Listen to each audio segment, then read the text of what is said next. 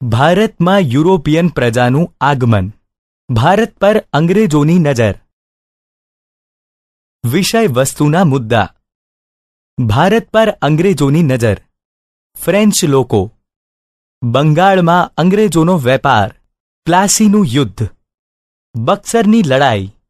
સારાંશ. ભારત પર અંગ્રેજોની નજર. ઈસવીસન 1600માં ઇંગ્લેન્ડની રાણી ઇલિઝાબેથના સમયમાં બ્રિટિશ ઈસ્ટ ઇન્ડિયા કંપનીની સ્થાપના થઈ. હિન્દુસ્તાન સાથે વેપાર કરી ધનવાન થવાની ઈચ્છા રાખનાર વેપારીઓની આ કંપની હતી.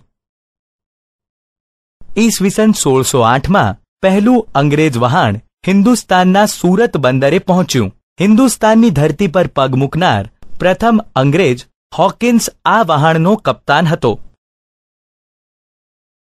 તે જહાંગીરને મળ્યો અને સુરતમાં વેપાર કરવાની પરવાનગી મેળવી લીધી. ત્યાર પછી દિલ્હીની સત્તા શાહજહાં પાસે આવી. શાહજહાંએ અંગ્રેજોને બંગાળમાં વેપાર કરવાની છૂટ આપી.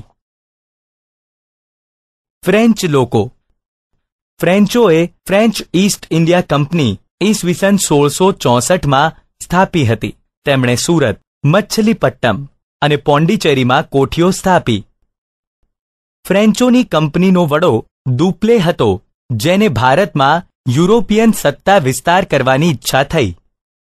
આમ યુરોપિયન પ્રજામાં અંગ્રેજો અને ફ્રેન્ચો બે બળવાન કંપનીઓ એકબીજાની હરીફાઈ કરતી હતી. આમાં ઘણી તકરારો અને લડાઈઓ થઈ, જેમાં છેવટે અંગ્રેજો સફળ થયા. બંગાળમાં અંગ્રેજોનો વેપાર. ઈસવીસન 1651માં હુગલી નદીને કાંઠે અંગ્રેજોએ પહેલવહેલો વેપાર કરવાની શરૂઆત કરી. પોતાની કોઠીઓ સ્થાપી, આજુબાજુ કિલ્લાઓ બાંધ્યા. પોતાના રક્ષણ માટે સૈનિકો રાખ્યા અને મુઘલ બાદશાહ ઔરંગઝેબ પાસેથી વાર્ષિક ખંડણી એટલે કે રકમના બદલામાં કરવેરા આપ્યા વગર વેપાર કરવાની પરવાનગી મેળવી લીધી, જેથી બંગાળની કરવેરાની આવક ઘટી ગઈ, જેનો બંગાળના નવાબ મુર્શીદ અલી ખાને વિરોધ કર્યો. આ વિવાદ દિન પ્રતિદિન વધતો રહ્યો. અંતે તેના પરિણામે ઈસવીસન 1757માં પ્લાસીનું યુદ્ધ થયું. પ્લાસીનું યુદ્ધ. 1756માં સિરાજ ઉદ્દૌલા બંગાળનો નવાબ બન્યો, જેની અંગ્રેજો પર ધાક હતી. તેથી અંગ્રેજો તેને પસંદ કરતા ન હતા. સિરાજ બંગાળનો નવાબ ન રહે તે માટે અંગ્રેજોએ કૂટનીતિ કરી અને સિરાજ ઉદ્દૌલાના હરીફને મદદ કરી. સિરાજ ઉદ્દૌલાએ કંપનીને હુકમ કર્યો કે કંપની રાજ્યની બાબતમાં દખલ કરવાનું બંધ કરે. અંગ્રેજો તેની કોઠીઓની કિલ્લેબંધી કરવાનું બંધ કરે અને કાયદેસરનો કર ભરી શરતોનું પાલન કરી વેપાર કરે. આ બાબતે બંને પક્ષ સમાધાન માટે તૈયાર ન થયા.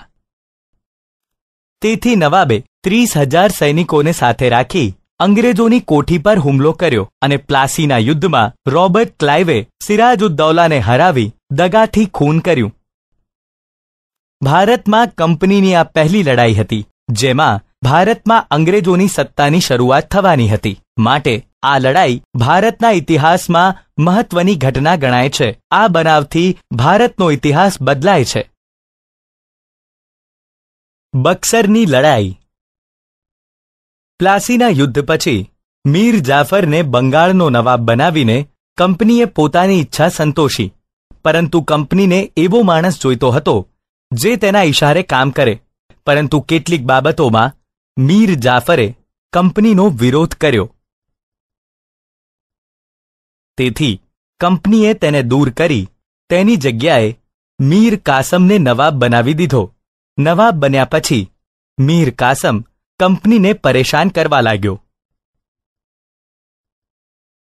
ઈસવીસન 1764માં બક્સરની લડાઈ દ્વારા તેને હરાવી મીર જાફરને બીજી વાર બંગાળનો નવાબ બનાવી દીધો.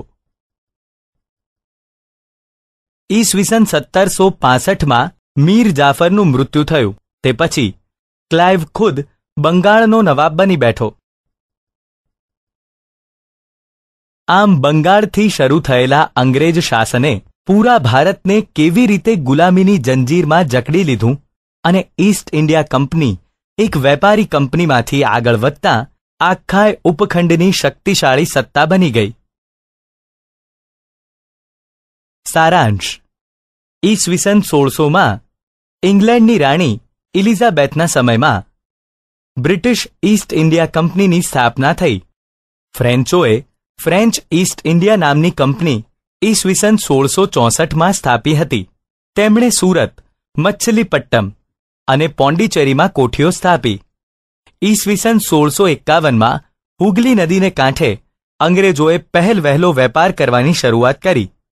પોતાની કોઠીઓ સ્થાપી આજુબાજુ કિલ્લાઓ બાંધ્યા. 1757માં બંગાળનો નવાબ સિરાજ ઉદ દૌલા અને અંગ્રેજો વચ્ચે પ્લાસીનું યુદ્ધ થયું. યુદ્ધમાં અંગ્રેજ રોબર્ટ ક્લાઇવે સિરાજ ઉદ દૌલાને હરાવી દગાથી ખૂન કર્યું. બંગાળનો નવાબ મીર કાસમ અને અંગ્રેજો વચ્ચે ઈસવીસન 1764માં બક્સરની લડાઈ થઈ.